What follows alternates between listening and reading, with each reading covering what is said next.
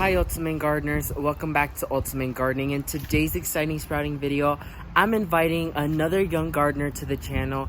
His name is Freddie and he has a channel over at Freddie's Allotment, and he has an amazing channel that I could tell is gonna go very far.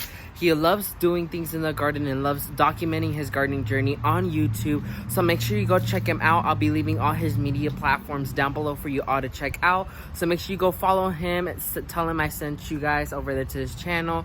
Follow him, give him some support, because he's definitely one of the gardeners that needs to be recognized in the garden industry.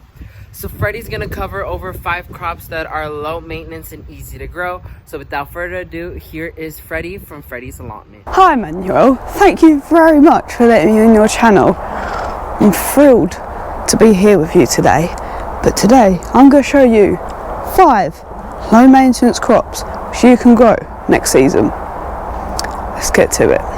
Now the first one down here is herbs. Having a nice bed, making it a herb garden would be an amazing way to have some lovely herbs. These I got from a B&M. Those in little pots. They was all root bound, but I've put these. I've first put them in a windowsill, and then I've put these into this bed, and they're doing so well. So I've only got some thyme and some rosemary here, but as they'll get bigger, I'll add more herbs and make this a lovely herb garden.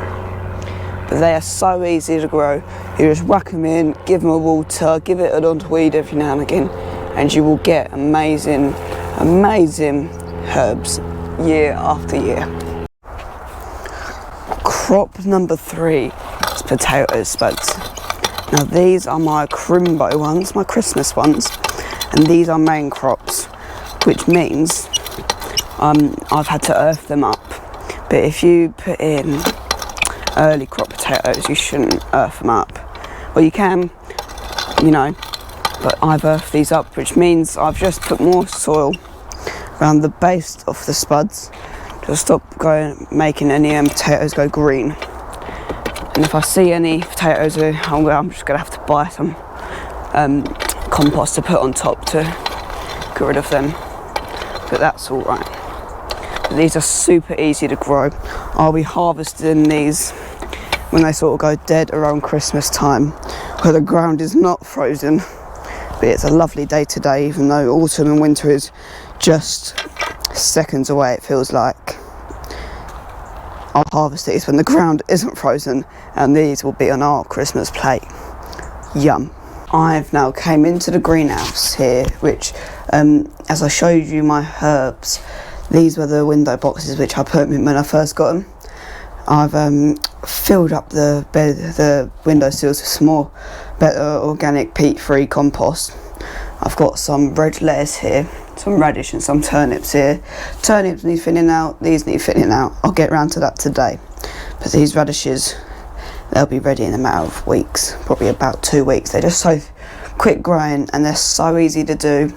If you've got a heated greenhouse or a polytunnel in the winter, you can just do these all year round, can't you? Which I don't have a heated greenhouse, but that's all right. But yeah, they're so easy to grow. All you do, you definitely need to thin them out.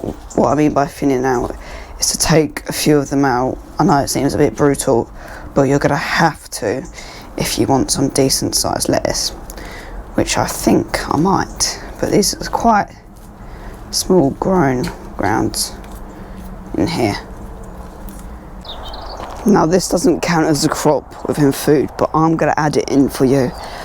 Zinnia flowers, aren't they just beautiful? And this is one plant here.